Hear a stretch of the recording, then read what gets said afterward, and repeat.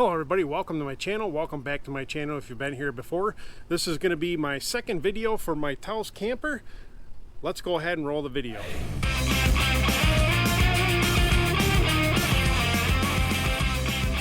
Welcome to my channel. Alright everybody, this is my second video for my Taos camper, my project camper. I just did the first video for this last week. I did quite a bit of work this weekend on it. I'm going to go ahead and show you, and I'm going to show you how I set up my temporary solar panel setup that I'm going to have in just a minute. Alright folks, let's go ahead and take a look inside what I've done so far. If you remember last week, I had to do a bunch of wiring and stuff here.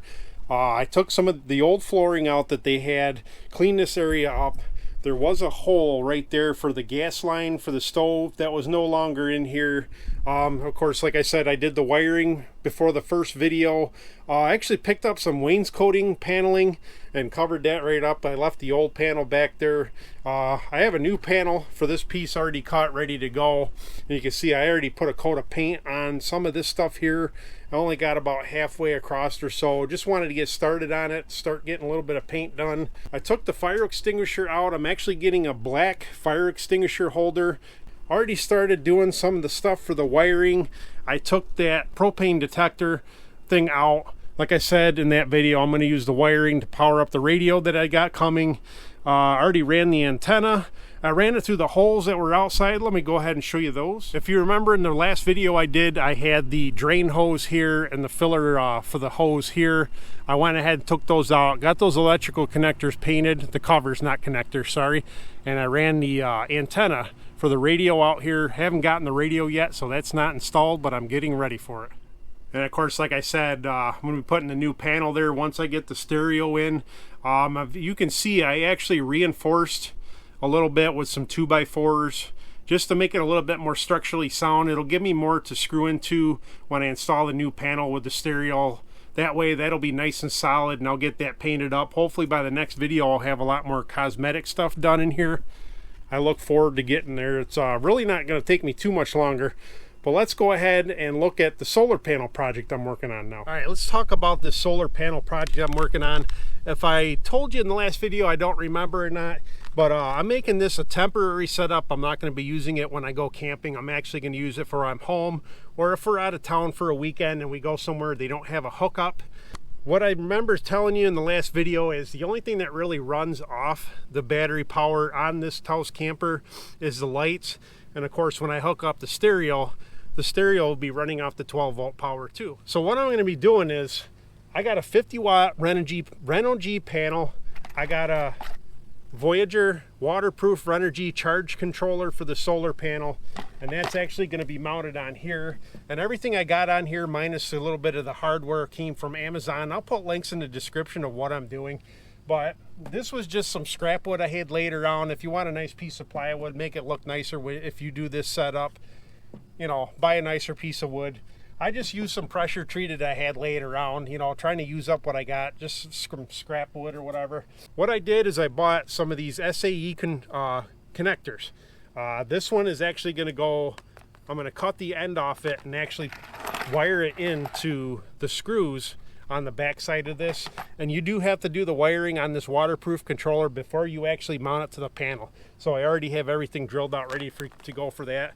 So I'll be cutting an end off of this.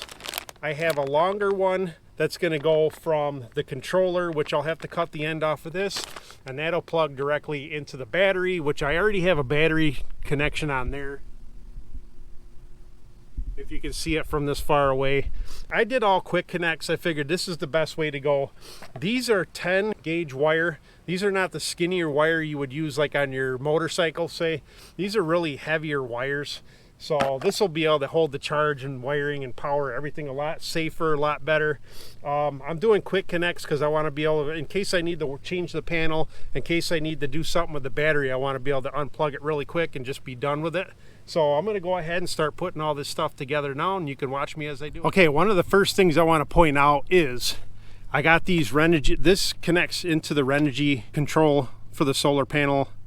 You're going to notice that's the positive, but it goes to the negative wire on here, and of course the negative goes to the positive on here. This kit I bought actually comes with the adapter so it switches to the right way. I don't know why they do it like this. It's just the way it is. And the way I'm looking at it is the less cutting of wire and switching shit around that I got to do, the better. So basically, this one's going to stay the way it is. I'm going to plug it into the other harness, and this will be my quick disconnect from the panel to the controller. Right, quick change of plans, folks. Actually, and I didn't think about it till I started doing the video, I will not need to cut this wire to set it up with the solar panel. All right, since I was cutting that one wire anyway so I could screw it into the back of the solar controller, I just used both halves of the wire. I just cut off a little bit that I didn't think I was going to need, but actually I will be using it. I can actually use the quick connect from that to the quick connect for the battery.